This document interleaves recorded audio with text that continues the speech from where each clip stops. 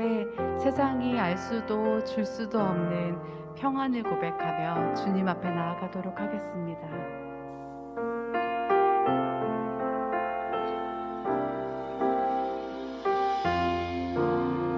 내 영혼에 내 영혼의 그 깊은 데서 맑은 가락이 흘러나네. 하늘 곡조가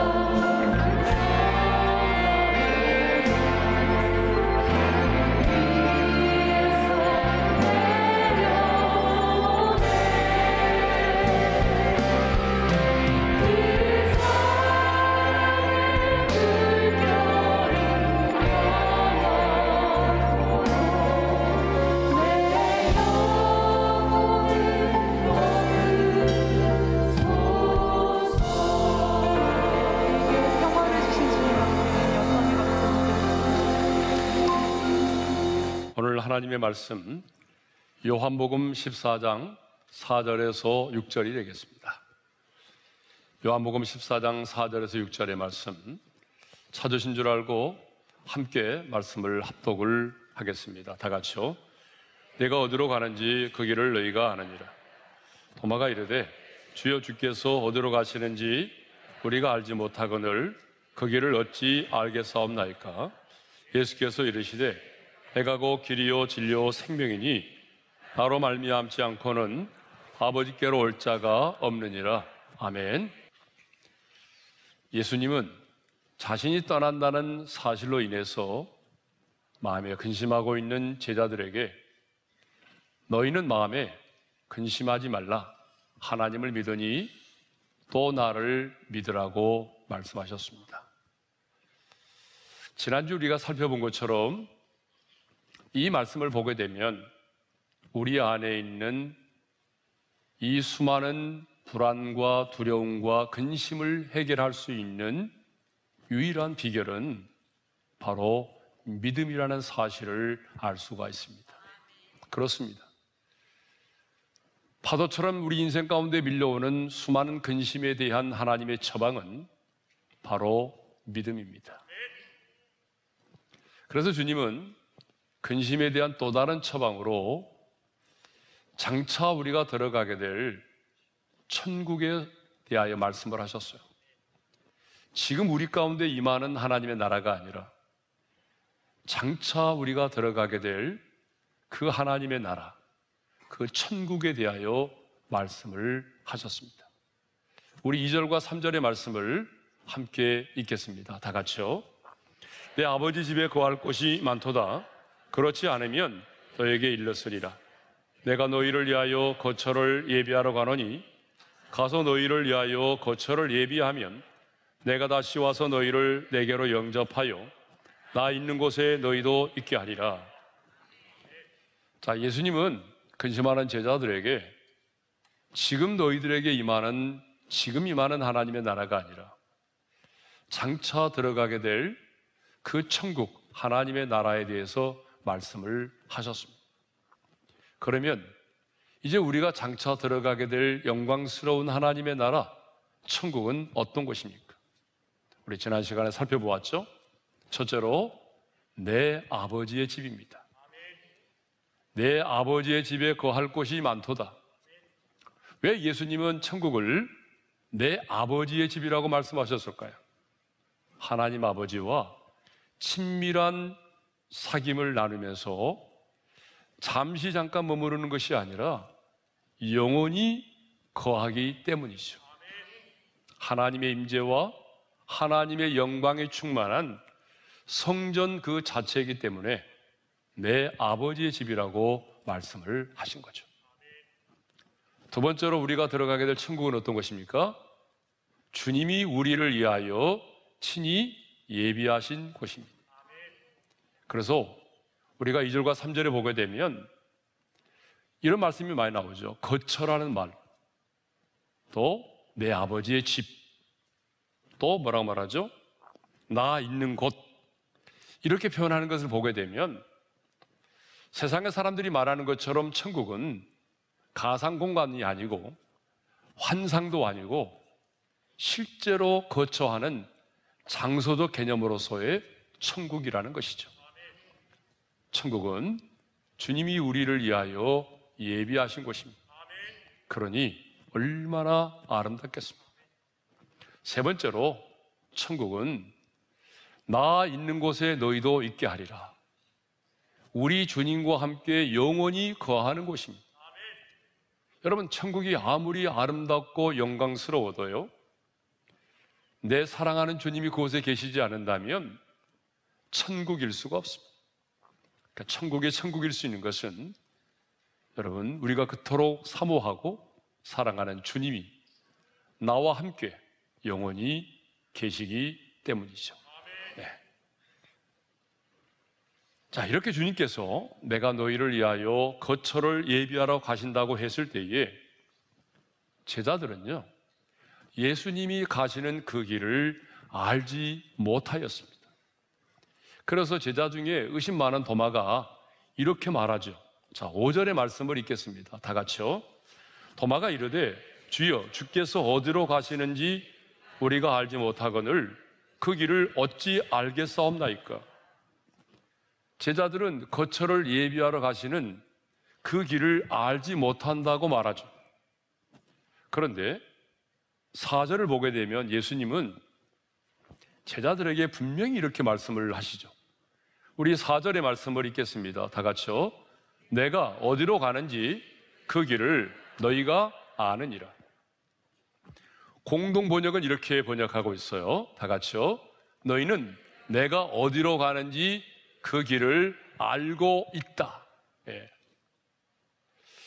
주님은 분명히 내가 너희를 위하여 어디로 가는지 너희가 알고 있다라고 말씀을 하고 있어요. 그런데 제자들은요, 뭐라고 말하죠? 우리는 주님이 가시는 길을 알지 못합니다 라고 말해요. 여러분, 왜 이런 일이 벌어질까요? 주님은 너희가 알고 있다라고 말하고 제자들은 저희들은 알지 못하는데요 라고 말하고 있어요. 그 이유는요, 예수님이 가시는 길을 서로가 다르게 생각하고 있기 때문에 그렇습니다. 여러분, 예수님이 거처를 예비하러 가시는 그 길은 어떤 길이죠? 바로 십자가의 길이에요. 속죄 사역을 말하죠. 우리 주님은 온 인류의 죄와 허물을 담당하시고 십자가에 달려 죽으시고 그리고 부활 승천하시기 위해서 제자들의 곁을 떠나 그 길을 가시는 것입니다. 그런데 제자들은요, 단순히 예수님이 자신들의 곁을 떠나가는 것으로 생각을 하고 있었어요. 사실 주님은 제자들에게 여러 차례 주님께서 앞으로 가야 할 길에 대해서 말씀을 하셨거든요. 암시적으로 자신의 죽음과 부활에 대해서도 여러 차례 말씀을 하셨습니다. 그리고 바로 직전 그 최후의 만찬 석상에서도 주님은 주여 어디로 가시나이까라고 묻는 베드로에게 이렇게 말씀을 하셨어요. 내가 가는 곳에 네가 지금은 따라올 수 없으나 후에는 따라오리라. 이 말은 무슨 말입니까? 나는 십자가에 달려 죽겠지만 너 역시도 머지않아서 순교자의 길을 걷고 그리고 마침내 순교를 하게 될 거라는 예언의 말씀이기도 하죠. 하지만 제자들은요, 주님이 가시는 그 길을 알지 못하였습니다. 아니, 3년이 넘는 세월을 따라다녔고 그리고 가르침을 받아왔지만 주님이 여러 차례 주님이 가시는 길에 대해서 말씀하셨지만 제자들은요, 그 길을 알지 못하였습니다. 그러면 왜 제자들은 알지 못했을까요? 자, 결론부터 먼저 말씀드릴게요. 제자들이 주님이 가시는 길에 대해서 알지 못했던 이유는요, 그들의 마음이 탐욕으로 가득 차 있었기 때문입니다. 제자들은 예수님의 속죄 사역에 대해서는요, 도무지 관심이 없었어요. 그들의 마음과 생각은 무엇으로 가득 차 있었을까요? 자, 예수님이 이제 머지않아 저 로마의 압제로부터 우리 민족을 해방시키시고 새로운 나라를 건설하면 제자된 우리는 한 자리를 차지하게 될 거야. 자, 주님께서 나에게는 어떤 자리를 맡기실까? 여러분, 이러한 탐욕으로 가득 차 있었다는 거죠. 그런데 여러분, 다 우리도 경험했지만 탐욕이 내 마음을 지배하면요, 진리의 말씀이 선포되어도 깨달아지지 않습니다. 아무리 진리의 말씀을 들어도 내 마음이 탐욕으로 가득 차 있으면 그 진리의 말씀이 깨달아지지 않는다는 거예요. 탐욕은 우리의 영의 눈을 어둡게 만들어요.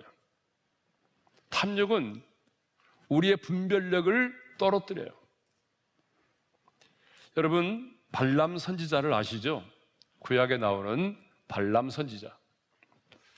발람 선지자는요, 이 모압의 왕 발락이 신하를 보내서 많은 복채를 그 신하들 편에 보냈어요. 이 모압의 왕이 신하들 편에 발람 선지자에게 많은 복채를 보냈다고요. 그러면서 이렇게 요구를 했어요. 나를 위하여, 그러니까 모압과 모압의 왕인 자신을 위해서 이 백성 이스라엘을 저주하라는 거예요. 그런데 이 선지자 발람은요, 하나님의 뜻이 무엇인지 알고 있어요. 하나님의 뜻은 결코 자기 백성을 저주하는 게 아니었어요. 그렇다면 여러분 어떻게 해야 될까요? 호통을 취하죠. 당신이 말이야 나를 뭘로 봤어? 내가 이 복제 때문에 마음이 흔들릴 것 같아? 나를 뭘로 본 거야? 호통을 치면서 신하들을 돌려보내야 되겠죠. 그게 선지자라면 그게 정상이에요. 그런데 그 신하들이 가져온 복제 때문에 마음에 탐심이 생겼어요. 그래서 그 신하들을 돌려보내지 않고 이렇게 말합니다. 여호와께서 내게 무슨 말씀을 더 하실는지 알아보리라. 그래서 그 복채를 가져온 모압의 신하들을 돌려보내지 않아요. 왜요? 이미 그 복채 때문에 마음이 탐욕의 지배를 받게 된 거죠. 탐욕 때문에 그래서 발람은요, 기회주의자가 되어버린 것입니다. 그래서 성경은 발람을 이렇게 말하죠. 불의의 싹을 사랑한 사람, 싹을 위하여 어그러진 길로 간 사람. 얼마나 불명예스럽습니까? 결국 그는 선지자임에도 불구하고 탐욕 때문에 자기의 이익을 추구하다가 망한 사람이 되고 말았어. 여러분, 이렇게 탐욕은요, 우리의 영적인 눈을 어둡게 만들어요. 그리고 분별력을 떨어뜨립니다. 그래서 사도 바울은 감옥에서 골로새 교회 교인들에게 편지하면서 이렇게 말하죠. 뭐라고 말했어요? 탐심은 우상 숭배니라, 이렇게 말했어요. 우리 한번 따라서 해볼까요? 탐심은 우상 숭배니라. 그런데 여러분, 많은 사람들은요, 이것은 나와는 상관이 없어, 이렇게 생각하죠. 아니에요, 여러분. 사도 바울이 감옥에서 이 편지를 썼는데 믿지 않은 사람에게 쓴 게 아닙니다. 골로새 교회 교인들에게 이 편지를 썼어요. 믿는 신자들에게 이 편지를 썼단 말이에요. 그러니까 여러분, 탐심은 우상 숭배라고 하는 이 말은요, 믿지 않는 사람들에게 하시는 말씀이 아니에요.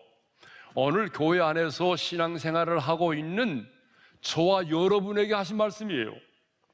그러니까 오늘 목사, 장로, 권사, 안수집사, 서리집사 할 것 없이 신앙생활을 하고 있는 사람들에게 주신 말씀이에요. 탐심은 우상숭배라는 거예요. 여러분, 왜 믿는 자들에게 탐심은 우상숭배일까요? 하나님이 있어야 될 그 마음의 자리에 탐심이 자리를 잡고 있기 때문에 그렇죠. 탐심이 그 사람의 생각과 감정을 지배하고 있기 때문에 그래요. 그리고 구약의 이스라엘 백성들이 우상 숭배로 인해서 멸망을 자초했던 것처럼 오늘 이 시대를 살아가는 하나님의 사람들도 마음의 그 탐심, 그 탐욕의 우상 숭배로 인해서 스스로 멸망을 자초하기 때문에 그래요. 여러분, 탐심은요, 무서운 거예요. 그런데 다 우리가 경험하고 있지만 탐심을 내가 가져야지 그런 마음을 갖고 가진 사람 없어요. 인생을 살다 보게 되면 우리 안에 듣고 보는 것들을 통해서 내 마음의 탐욕이 하나씩 하나씩 쌓여져 가는 거예요. 그래서 우리는 우리 안에 있는 탐심과 전쟁을 해야 돼요. 내 안에 있는 탐욕을 십자가에 못 박아야 돼요. 그러면 우리 안에 있는 이 탐욕을 내가 물리치는, 내 안에 있는 이 탐심을 십자가에 못 박는 게 뭘까요? 저는 그게 하나님 앞에 온전한 11조를 드리는 거라고 생각합니다. 제 아내가 11조를 드릴 때마다 저는 10의 2조를 드리는데요, 늘 이렇게 말해요. 여보, 하나님 앞에 11조를 드릴 때마다 내 마음에 탐욕이 사라지는 것 같아. 여러분, 맞습니다. 이 온전한 11조를 드리는 우리의 신앙의 고백이 뭐예요? 이거 아니에요? 여러분, 왜 11조를 드리죠? 부자 되기 위해서요? 그건 굉장히 유치한 거죠. 우리는 그것 때문에 드리는 것이 아니라, 주님, 내 인생의 주인은 바로 주님이십니다. 내가 가진 모든 것은 내 것이 아니라 바로 주님의 것입니다.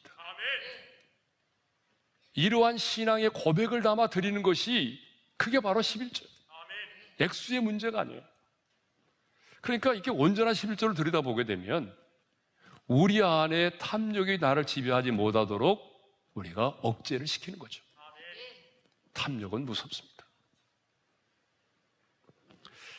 도마가 우리는 주님이 어디로 가시는지, 주님이 가시는 그 길을 알지 못합니다라고 했을 때에 그 도마의 질문에 대한 주님의 답변이 뭐죠? 우리가 너무 잘 아는 내가 곧 길이요 진리요 생명이다라는 말씀이죠. 여러분, 이 말씀은 우리가 왜 예수를 믿어야 하는지, 그리고 왜 예수 그리스도가 우리의 인생의 해답이 되는지에 대한 말씀입니다. 그러므로 여러분, 이 말씀은 천국 복음을 이해하는데 너무나 중요한 말씀이에요. 그래서 저도 이제 30년 넘게 목회를 하고 있는데 이 말씀을 여러 차례 여러분 앞에 설교를 한 적이 있습니다. 하지만 이 말씀은 세상의 사람들로부터 가장 공격을 많이 받고 있는 말씀이기도 하죠. 세상의 사람들은요, 이 말씀 때문에 기독교를 향해서 편협적이고 독선적이다라고 공격해요. 여러분, 다시 한번 우리 6절의 말씀을 읽어볼까요? 다 같이요. 내가 곧 길이요 진리요 생명이니 나로 말미암지 않고는 아버지께로 올 자가 없느니라. 근데 여러분, 영어 성경을 보게 되면 더 분명하게 나타나 있어요. 길과 진리와 생명이라는 말 앞에 정관사 더가 다 붙어 있어요. I'm the way and the truth and the life. 더라는 정관사가 붙어 있어요. 이건 뭘 의미하냐 그러면 예수님만이 유일한 길이고, 예수님만이 유일한 진리시고, 예수님만이 유일한 생명이시다, 그 말이에요. 여러분, 이 세상에 누가 자기 자신을 가리켜서 내가 곧 유일한 길이요, 내가 곧 유일한 진리요, 내가 곧 유일한 생명이다라고 말한 사람이 있습니까? 한 사람도 없습니다. 그런데 예수님만이 내가 곧 길이요 진리요 생명이니라고 말씀을 하셨습니다. 그러면 이제 예수님께서 우리에게 말씀하신 내가 곧 길이요 진리요 생명이니라는 말씀을 좀 더 구체적으로 살펴보도록 하겠습니다. 첫째로, 예수님만이 길이십니다. 여러분, 인생은 길이죠. 그래서 사람들은 인생을 나그네의 길로 묘사할 때가 참 많아요. 인생이 마치 고향을 떠나서 어디론가 길을 떠난 나그네 여정처럼 보이기 때문에 그렇죠. 그런데 인생을 살다 보게 되면 여러분, 막다른 골목에 도달할 때가 있어요. 그래서 그럴 때마다 사람들이 뭐라고 말하죠? 길이 없습니다. 길이 보이지 않아요. 예? 탈출구가 없다라고 말하죠. 이렇게 길이 보이지 않아요, 길이 없어요, 탈출구가 없어요 라고 말하는 사람들에게 성경은 이렇게 말하죠. 길이 있다라고 말해요. 아니, 예수님은 이렇게 말씀합니다. 내가 곧 길이다. 예수님 자신이 길이다라고 말씀하고 있어요. 예?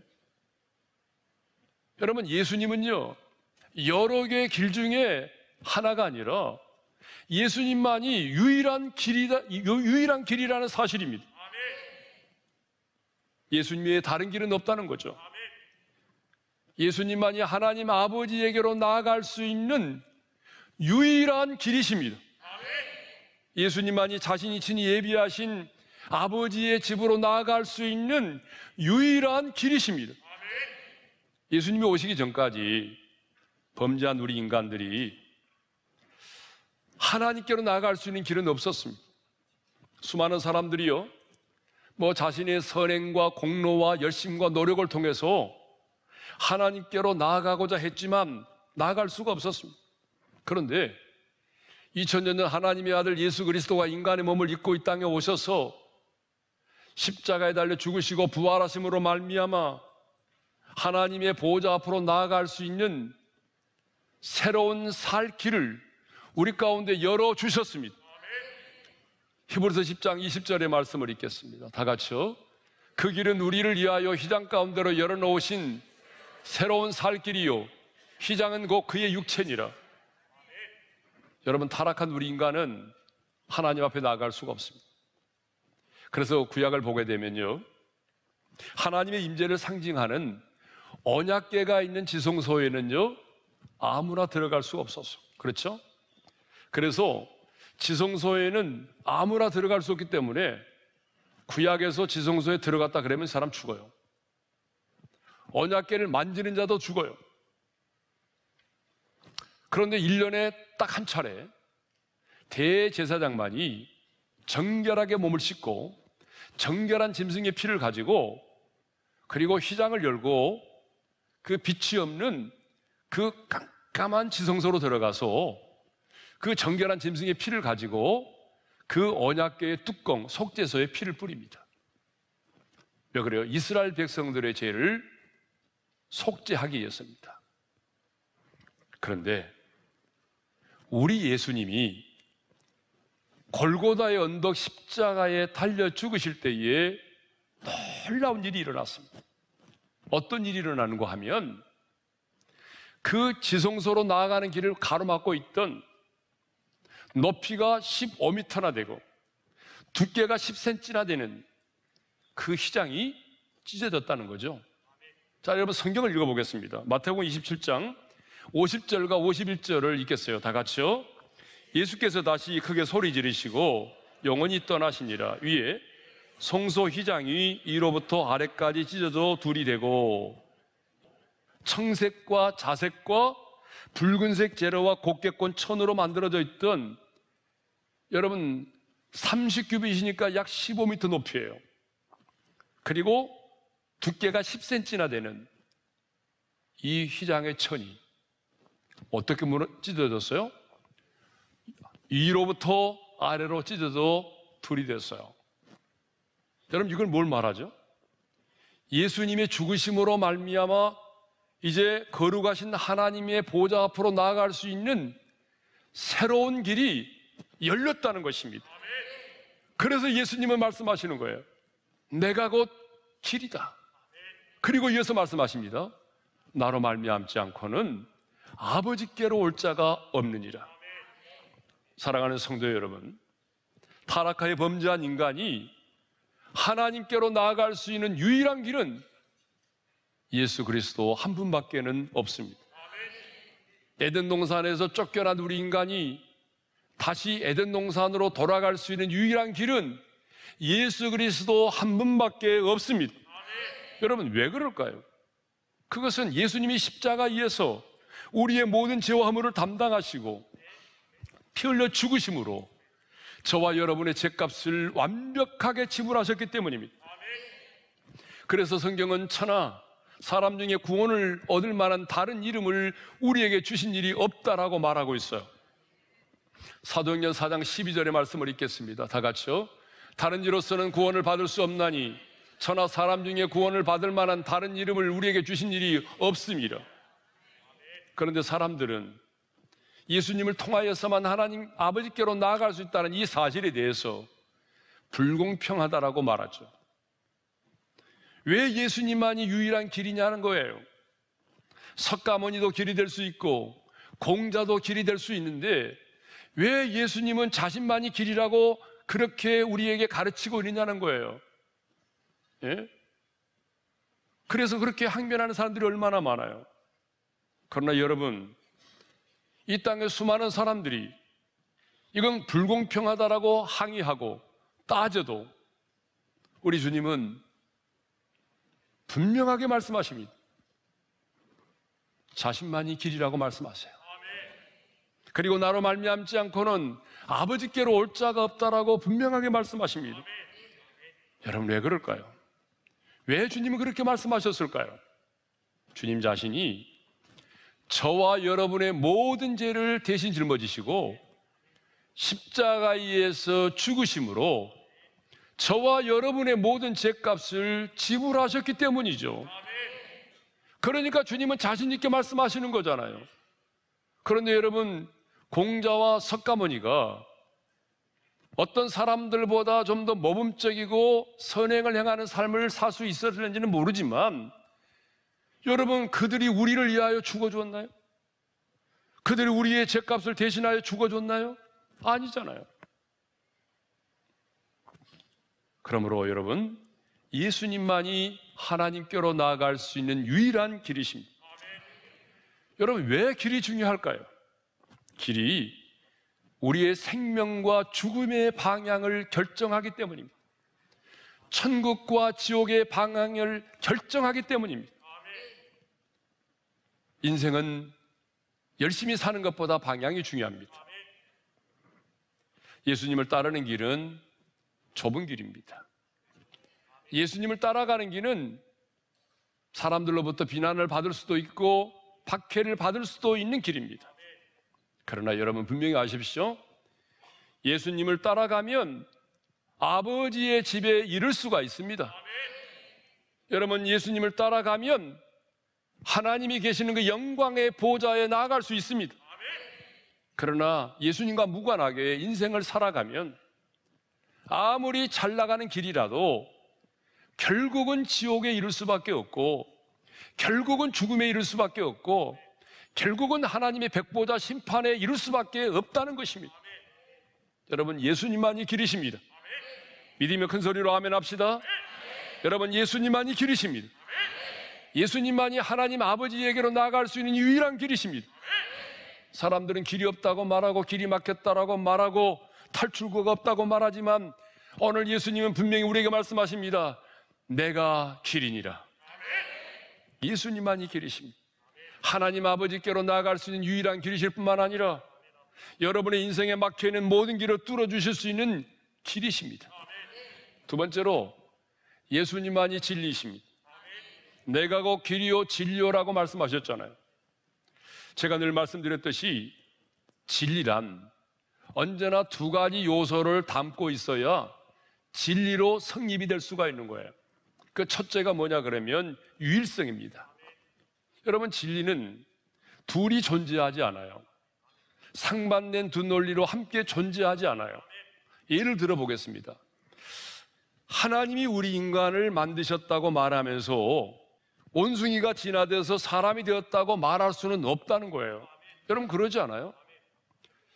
하나님이 당신의 형상대로 인간을 만드셨습니다 이렇게 말하고, 또 학교에 가서는 아닙니다, 원숭이가 진화돼서 인간이 되었습니다 이렇게 말하면 안 된다는 거예요. 예? 왜냐하면 진리란 상반된 두 논리로 함께 존재할 수가 없어요. 예? 또 하나 예를 들어볼까요? 하나님이 남자와 여자를 만드셨다고 말하면서 그 사실을 믿는다고 말하면서 요즘에 문제가 되는 것처럼 또 다른 성이 있다라고 말한다는 것은, 이것은 하나님이 남자와 여자를 만드셨다는 이 진리를 부정하는 거죠. 여러분, 한번 생각해 보세요. 하나님이 남성과 여성만을 만드셨다라고 믿는 사람이 또 다른 성의 존재를 믿는다면 그것은 하나님께서 우리 인간을 남자와 여자로 창조하셨다는 그 진리를 부정하는 거예요. 진리란 상반된 두 논리로 존재하지 않아요. 예? 또 진리가 되려면 두 번째는 불변성이에요. 불변성. 진리란 변하지 않아야 된다는 거죠. 변하는 것은 진리가 아닙니다. 근데 여러분, 최근에 과학을 많이 믿는데 여러분, 과학은 진리가 아니죠. 과학은 학문입니다. 여러분, 원숭이가 진화되어 사람이 되었다는 것은 하나의 학설이고 가설이기 때문에 이건 진리가 아닙니다. 모든 것은 변합니다. 사람도 변하고요, 환경도 변하고, 그리고 산천도 변하고, 학문도 변하고, 과학도 변합니다. 변하는 것은 진리가 아닙니다. 진리는요, 아무리 세월이 바뀌고 그리고 시간이 흘러도 변하지 않아야 진리인 것입니다. 그런데 예수님은 자신을 가리켜서 뭐라고 말씀하셨나요? 내가 곧 길이요 진리라고 말씀하셨어요. 그러므로 예수님은 변하지 않습니다. 그래서 히브리서 기자가 뭐라고 말했나요? 히브리서 13장 8절에서 이렇게 말씀하고 있죠. 다 같이요. 예수 그리스도는 어제나 오늘이나 영원토록 동일하시니라. 여러분, 아멘이죠? 이 세상에 유일하고 변치 않으신 분은 오직 예수 그리스도밖에 없습니다. 또한 예수님의 말씀도 진리입니다. 왜 변하지 않아요? 의인은 믿음으로 말미암아 살리라, 주의 이름을 부르는 자는 구원을 얻으리로다. 여러분, 이 말씀이 시대에 따라서 변합니까? 아니죠. 예수님의 말씀은 진리이기 때문에 변하지 않아요. 뿐만 아니라 진리이기 때문에 변하지 않을 뿐만 아니라 반드시 말씀대로 이루어진다는 거죠. 성경은요, 이스라엘 역사책이 아닙니다. 성경은 예언과 약속의 책이에요. 신구약 성경에 보게 되면 얼마나 많은 예언과 약속이 있습니까? 그런데 그 많은 예언과 약속 중에 이루어지지 않는 것이 딱 2개밖에 없어요. 다 이루어졌어요. 이루어지지 않는 게 2가지가 뭐예요? 예수님이 재림하신다, 그리고 마지막 날에 최후의 심판이 있다. 이 2가지만 아직 이루어지지 않았어요. 성경이 예언하고 있는 모든 것들이 역사 속에 다 이루어졌어요. 여러분, 이것만 보아도 예수님의 말씀은 진리입니다. 그래서 예수님이 이렇게 말씀하셨잖아요. 진리를 알지니 진리가 너희를 어떻게 하리라? 자유롭게 하리라. 사람들은 모든 종교는 다 같은 것이라고 말합니다. 모든 종교는 같으나 역사와 문화적 배경이 다르므로 표현과 그 이름이 다를 뿐이지 진리와 목적은 다 같은 것이라고 말해요. 그러나 여러분, 분명히 기억하십시오. 진리는 하나입니다. 진리는 둘이 아닙니다. 그러므로 예수님 자신이 말씀하신 것처럼 진짜 예수님이 길이요 진리요 생명이든지, 예수님이 그렇게 말씀하셨지만 예수님이 길이요 진리요 생명이 아니라면 예수님은 어떤 분일까요? 인류 역사에 수많은 사람을 속여온 인류 역사의 최대의 사기꾼이 되는 거죠. 여러분, 그렇지 않아요? 예? 여러분, 그렇잖아요. 예수님 자신만이 길이요 진리요 생명이라고 말씀하셨는데, 예수님 자신이 정말 길이요 진리요 생명이 아니라면 그분은 사기꾼이죠. 여러분, 예수님은요, 자신이 말씀하신 것처럼 길이요 진리요 생명이십니다. 세 번째로, 예수님만이 생명이시다라고 하는 거죠. 자, 예수님은 내가 곧 길이요 진리요 생명이니 그렇게 말씀하셨잖아요. 그래서 예수님은 죽은 나사로를 살리시기 전에도 이렇게 말씀하셨습니다. 다 같이요. 나는 부활이요 생명이니 나를 믿는 자는 죽어도 살겠고 무릇 살아서 나를 믿는 자는 영원히 죽지 아니하리니. 그리고 요한복음 10장 10절에서도 이렇게 말씀을 하셨어요. 다 같이요. 도둑이 오는 것은 도둑질하고 죽이고 멸망시키려는 것뿐이요 내가 온 것은 양으로 생명을 얻게 하고 더 풍성히 얻게 하려는 것이라. 예수님이 이 땅에 오신 것은 우리 안에 당신의 생명을 주시기 위함입니다. 생명을 주시기 위해서 오셨습니다. 그러면 왜 예수님만이 생명이실까요? 이건 중요하죠. 아니, 왜 예수님만이 생명이라고 말씀하시지? 여러분, 예수님 자신만이 생명이라고 말씀하시는 이유가 있습니다. 그 답이 요한일서 5장 11절과 12절에 있어요. 우리 한번 읽겠습니다. 다 같이요. 또 증거는 이것이니 하나님이 우리에게 영생을 주신 것과 이 생명이 그의 아들 안에 있는 그것이니라. 아들이 있는 자에게는 생명이 있고 하나님의 아들이 없는 자에게는 생명이 없느니라. 거기 보세요. 하나님의 아들이 있는 자에게는 생명이 있고 하나님의 아들이 없는 자에게는 생명이 없다고 그랬죠. 여러분, 왜 예수님만이 생명이라고 말하죠? 그것은 예수 그리스도 안에만 영원한 생명이 있기 때문입니다. 지금 우리가 생명을 갖고 있어요. 이 생명은 부모로부터 물려받은 생명이에요. 그런데 부모님을 통해서 물려받은 이 생명은 제가 100번도 얘기했어요. 부모로부터 물려받은 이 생명은 아담으로부터 흘러오는 죄성과 언제와 그리고 죄값은 사망이기 때문에 죽어야 하는 이 두 가지 문제를 가지고 있어요. 그런데 예수님 안에는 생명은요, 예수님은 이 땅에 오실 때에 우리가 이 땅에 태어나는 방식으로 오지 않았어요. 죄 없는 인간으로 오시기 위해서 성령으로 잉태되어 그 마리아의 자궁을 빌려서 오셨어요. 그러니까 아담으로부터 오는 언제와 죄성이 없어요. 뿐만 아니라 예수님은 십자가에 달려 죽으시고 부활하심으로 죽음의 권세를 깨뜨리셨어요. 그러니까 예수님 안에 있는 생명은 죄와는 무관한 생명이고 죽음을 깨뜨리신 부활의 생명이에요. 그런데 예수님 안에 있는 생명이 죄와는 무관하고 죽음을 이긴 생명인데 오늘 우리가 그 생명이신 예수님을 영접하게 되면 우리가 죄와는 무관하고 죽음을 이긴 그 부활의 생명으로 우리가 거듭나게 되는 것이고 그 생명 가운데 살아가는 것입니다. 그래서 예수님만이 생명이라고 말씀하는 거죠. 여러분, 예수를 믿는다는 것은 이렇게 놀라운 거예요. 단순히 마음의 평안을 얻고 문제를 해결받고 그리고 조금 더 성숙해지는 것, 여러분, 이것을 우리는 예수를 믿는다라고 말하지 않아요. 단순히 여러분들이 마음의 평안을 누리고 문제를 해결받고 담배 끊지 못한 사람 담배 끊고 술 끊었다, 이런 종교는 기독교 밖에도 있어요. 우리는 이것을 가지고 예수를 믿는다고 말하지 않아요.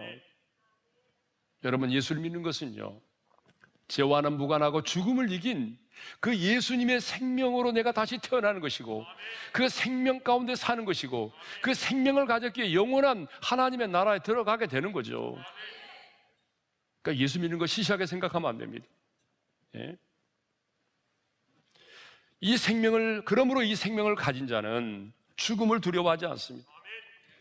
예수님 안에는 죽음을 이긴 생명을 가진 자는 비굴하게 인생을 살지 않습니다. 돈과 권력 앞에 비굴하게 인생을 살지 않아요. 그런데 오늘 이 생명을 가진 성도들이, 목회자의 눈에 비춰진 우리 성도들의 모습이 너무 초라하게 보입니다. 초라하게 인생을 살아갑니다. 너무나 연약하고 무능하게 인생을 살아갑니다. 너무 시시하게 인생을 살아갑니다. 아니, 어떤 분들은 죽지 못해 살아간다고 말하는 분이 있습니다. 그러나 이것은 새로운 생명을 가진 그리스도인의 삶의 모습이 아닙니다. 사랑하는 성도 여러분, 말씀을 정리하겠습니다. 예수님만이 우리로 하여금 하나님께로 나아갈 수 있는 유일한 길이십니다. 예수님만이 유일하시고 변함이 없으신 진리이십니다. 예수님만이 죽었던 내 영혼에게 죄와는 무관하고 죽음을 이긴 영원한 생명을 주실 수 있는 생명이십니다. 우리는 이 예수 그리스도를 통해서 하나님의 자녀가 되었고 이 예수 그리스도를 통해서 영생을 얻게 되었고 이 예수 그리스도를 통해서 자유함을 얻게 되었고 천국의 소망을 갖게 되었습니다. 그러므로 여러분, 예수 그리스도만이 우리의 인생의 해답이 되시는 겁니다. 이 세상에 누가 여러분의 죄와 죽음의 문제에 해답을 주던가요? 예수 그리스도만이 인생의 해답이십니다. 그렇다면 여러분은 정말 이 예수 그리스도를 믿으십니까?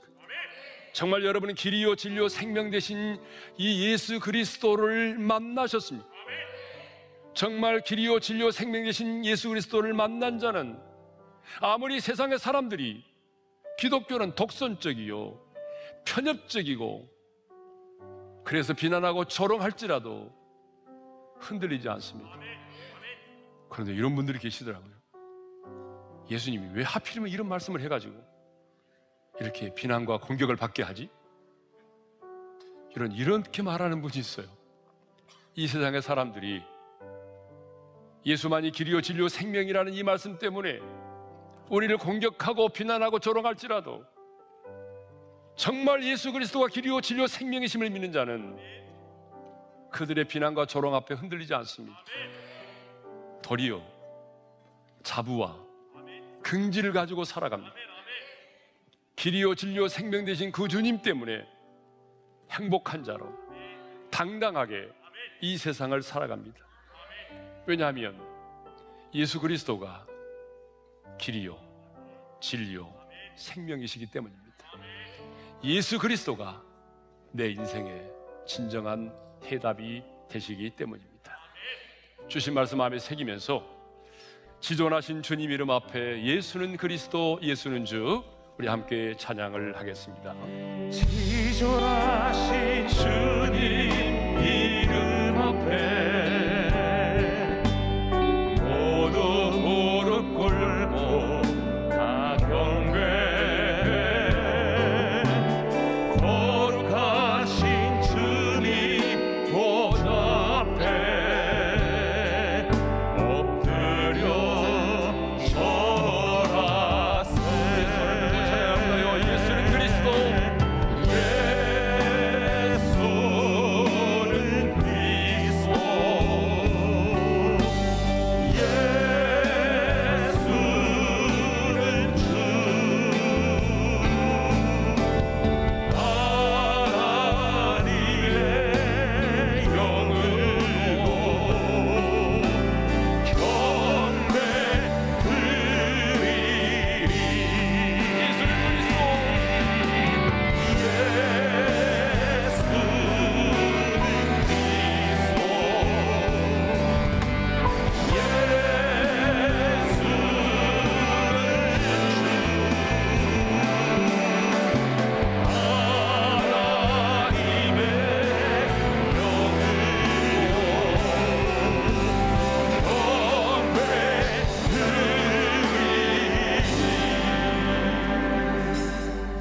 자, 우리 한번 눈을 감고 주신 말씀 마음에 새기면서 기도하겠습니다. 오늘 예수님은 우리에게 분명하게 말씀하십니다. 내가 곧 길이요 진리요 생명이니 나로 말미암지 않고는 아버지께로 올 자가 없느니라. 여러분, 인류 역사에 누가 이렇게 말한 분이 있습니까? 아무도 없어요. 예수님만이 길이십니다. 범죄한 인간이 하나님께로 나아갈 수 있는 유일한 길이십니다. 예수 그리스도 그분만이 영원히 변치 않는 유일한 진리십니다. 예수 그리스도 그분만이 죽었던 내 영혼을 살릴 수 있는 영원한 생명이십니다. 정말 여러분이 예수 그리스도를 만나셨다, 길이요 진리요 생명 되신 예수 그리스도를 정말 만나셨다, 세상의 사람들이 기독교는 그러기 때문에 편협적이고 독선적이라고 공격하고 조롱해도 흔들리지 않아요. 도리어 자부와 긍지를 가지고 행복한 자로 당당하게 살아가는 겁니다. 오늘 이 시간 이렇게 고백했으면 좋겠습니다. 여러분의 입술로 주님은 나의 길이십니다. 나의 유일한 길이시고 나의 유일한 진리시고 나의 유일한 생명이십니다. 여러분의 입술로 신앙을 고백했으면 좋겠어요. 그리고 이어서 내가 그 주님을 믿기 때문에 세상 사람들이 일로 인해서 나를 비난하고 조롱해도 내가 흔들리지 않도록 도와주시고 이 믿음 가지고 당당하게 살아가게 해주십시오. 주신 말씀 붙들고 우리 주여 한번 외치고 기도할까요? 주여! 할렐루야. 우리 아버지 하나님 감사합니다. 예수 그리스도 주님만이 유일한 길이십니다. 하나님 아버지께로 나아갈 수 있는 유일한 길이십니다. 예수 그리스도 주님만이 영원히 변치 않는 진리십니다. 예수 그리스도 주님만이 영원한 나의 생명이십니다. 입술로 고백한 자비 하시고 실제로 그렇게 믿게 하시고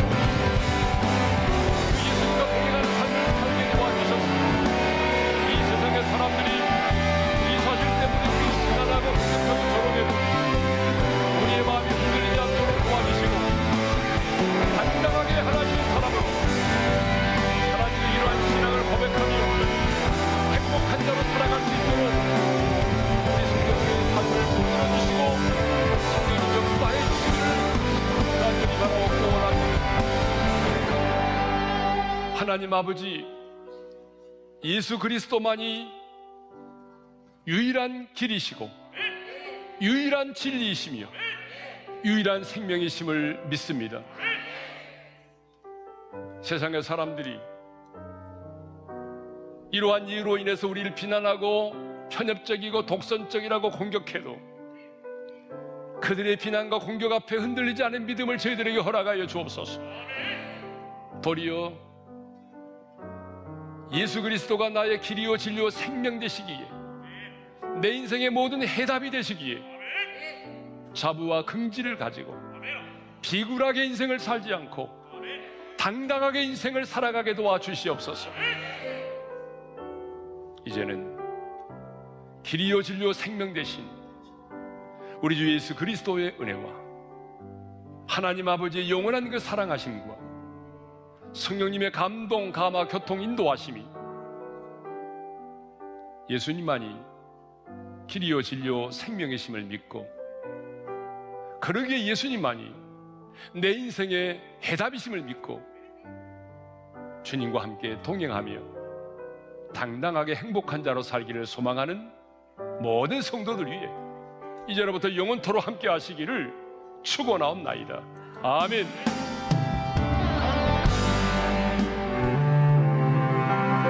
지금은 미디어 선교를 위한 헌금 시간입니다. 이 예배를 통해 삶 가운데 은혜와 회복이 충만하시기를 간절히 기도합니다.